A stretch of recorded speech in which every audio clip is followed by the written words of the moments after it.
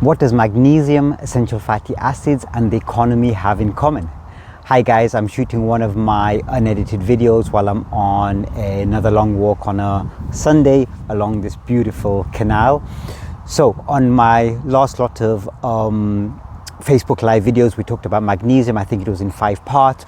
I think part 4, we talked about the NMDA receptors and how they're important with magnesium, and basically magnesium being important in formation of memories. So for learning and development, basically take a good amount of magnesium. But I was thinking today, what video am I going to shoot now? So I thought, let me continue with the theme of magnesium, but this time showing you how important the cofactors, how important it is that if you're deficient of, say, magnesium, you might also be deficient of other things, and how they all interrelate. So this is another little story. So we learned that magnesium is integral for development of memories and brain development, and of course you have the NMDA receptors in the memory, the neurons of the brain. We also learned that, or we also come to know now with good research, that essential fatty acids, so these are omega-3s, omega-6s, we might see it advertised in cod liver oil. So some of us take fatty acids or essential fatty acids as supplements. We come to understand them to be beneficial for joints and brain development.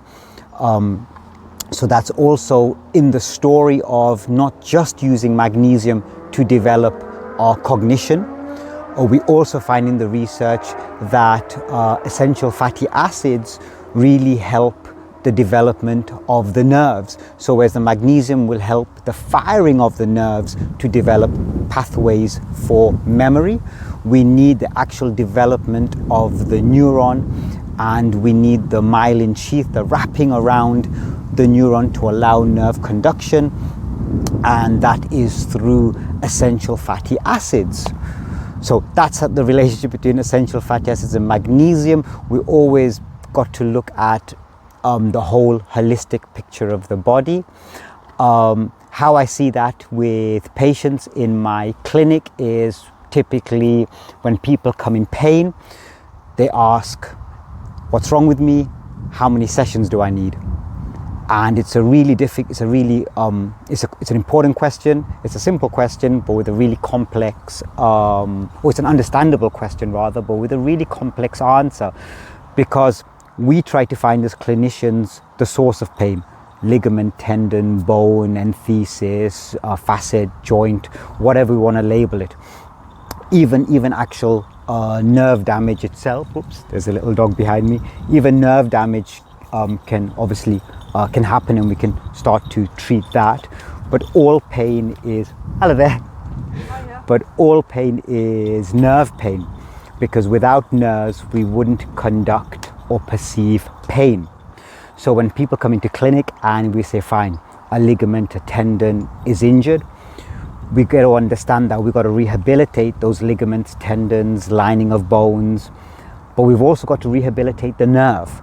So if people are magnesium deficient, or they might say, I take all the magnesium, but they might be deficient of essential fatty acids, well, we might help improve the structure, but we might not then be able to improve the nerve pathways, and they might perpetuate their pains. Might be what we call recalcitrant, or we might not be able to treat their pains.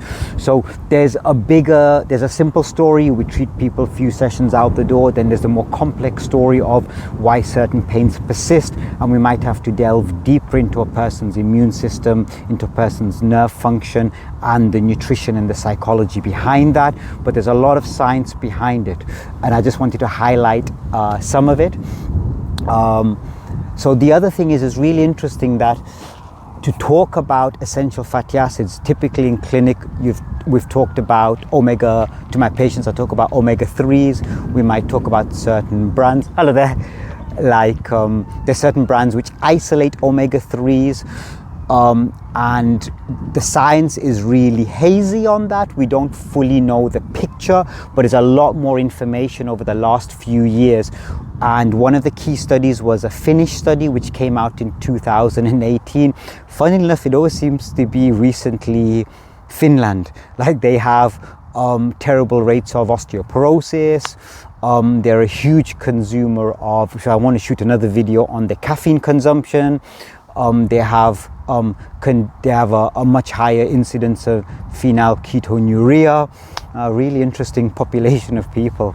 But anyway, this Finnish study tracked over just under 2,500 people from the age of 44 till something like 62. So I think 42 till 64, so 22 years they tracked, and they looked at their morbidity. So and they found, scarily enough, just under half of those people passed away, and they were looking at the reasons for why, and they were looking at omega-6. So typically we come to know that people are frightened of or come to be concerned about the omega-6 levels being too high, and they dose up on omega-3s. And while this Finnish study looked at this to say, well, actually, even the people with higher omega-6s were the ones who survived. And the people with lower omega-6, they had higher morbidity, so higher chances and risk factors for death, overall death rates. And this I find really interesting, because this research paper in 2018 almost summarized or put the last part of the jigsaw piece in it. And the story is this. In the body, we need a balance between omega-3 to 6. And we can send people off and get the ratios for this. And it should be between 1 to 1 to 1 to 2. So if we make it really simple, omega-3 anti-inflammatory, I'm making it really crude, omega-6 pro-inflammatory. There's nothing wrong in being a pro-inflammatory state, because inflammation is there for our defense mechanisms. Without inflammation, we can't have the immunity and the defense to protect us against, for example, in this current epidemic, corona. If we don't have a good immune system, then how do we fight it? So our bodies recognize this, and omega-3 to 6 balance recognizes we need partly elevated amounts of inflammation, but at a checked level, 1 to 1 to 1 to 2. What we find in certain studies, certainly, is that people who have the ratio which is changed, so 1 to 15, so higher in omega-6 to 3. Certain people in certain disease states have 1 to 22 ratio, so really high in omega-6 and really low relatively to omega-3. They have they have really huge risk factors for certain comorbidities, certain disease states like cardiovascular disease. But what this Finnish study found is, look, people who have overall low essential fatty acids in their diet, so low amounts of fish, seeds, and nuts, they'll do badly. People who have higher amounts of seeds, nuts, fishes, they'll do better, they'll survive much and they'll thrive much better. Then we break it down further and we can look at, okay, so you have nuts and you have seeds and you have maybe fish. Let's break it down and let's see what your ratios are. I find it interesting in clinic because through the research, we look at omega-6 and we say, oh dear, a person is over too high in omega-6, let's dose them on omega-3. I find that thinking a little bit bizarre because we give people isolates of omega-3.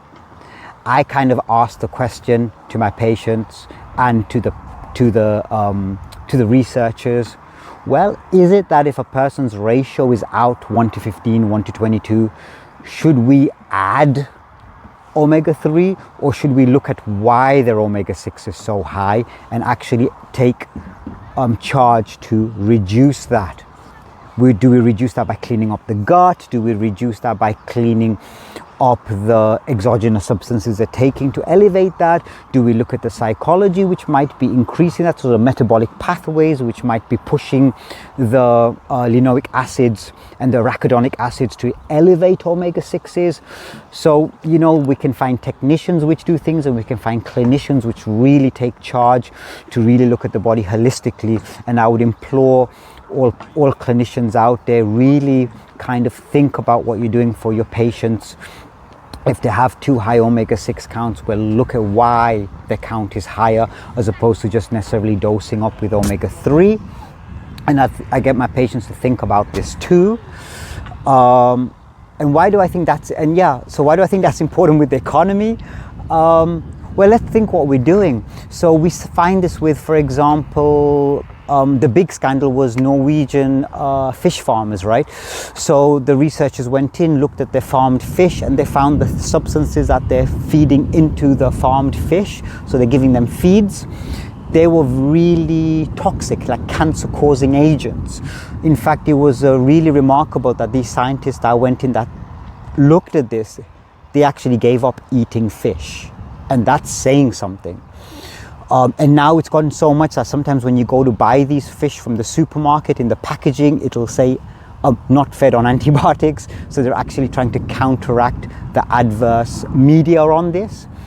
And I look at this and go, well, when you look at the farmers, and when you look at why are they doing these practices in Finland, in India, across the globe, and I kind of look at, well, let's look at it another way. Let's analyze. The Institute of Economics in 1960 reported middle income to directors and CEOs of company was, the ratio was 1 to 20. So if the middle income, if the middle income earner earned, say, roughly now £27,000, the CEO, the director earned 20 times that in 1960. Well, 2008, the credit crisis or the subprime mortgage, it was 1 to 318. Then it dipped down to the high 200s. Now it's gone way up there. Now with that ratio, it skews things so much. So we squeeze the farmer, we squeeze the low-income earning sellers of these some of these produce.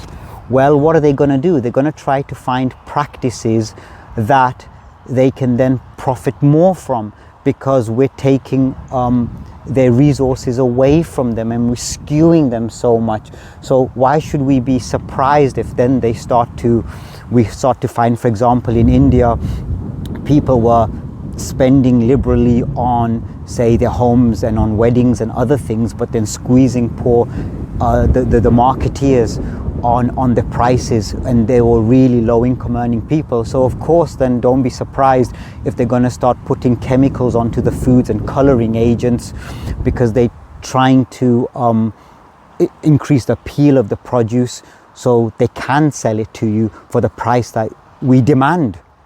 So I kind of now look at it to say, well, you know, when you look at fish is a healthy thing, and maybe populations of the past benefited from fish and it really was healthy.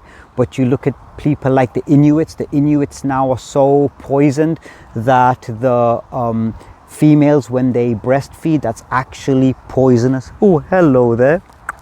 Oh, there's a little dog there. Oh, quite a big one. There's actually, it's quite poisonous. So its advice is for the Inuits, don't breastfeed for the babies, because of we've polluted the sea so much. When they take the fish out and they consume the fish, they actually pollute them so much it goes through. Whoops. Hello there. Oh, excuse me. It goes through to the breast milk and through to the baby. So I would kind of say, unless we can find really good quality fish where we can be assured the dioxins and the heavy metal counts are low, it's probably actually better to try and get it through supplementation. And I would say probably land, or especially British grass-fed meats, are probably a whole lot better and healthier for us than even the fish and the seafood we eat nowadays. So thank you for watching. I'm just going to post this up live without editing it. comment, share, tell me what you think. If there are any other videos you want me to take, just let me know. Hope you find this useful. Thanks for watching.